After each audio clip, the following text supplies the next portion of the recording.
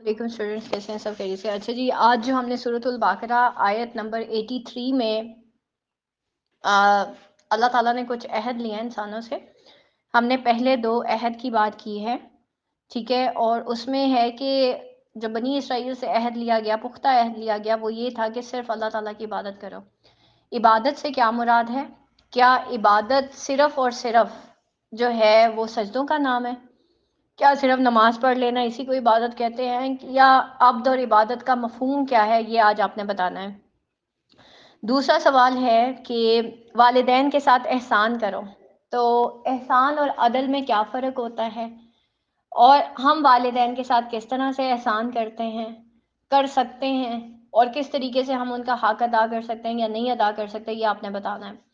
اور نیکسٹ آپ نے یہ کرنا ہے کہ دونوں عبد اور عبادت سے ریلیٹڈ اور احسان سے، والدین کے ساتھ احسان سے ریلیٹڈ آپ نے 5 احادیث جو ہیں وہ آپ نے لکھنی ہے.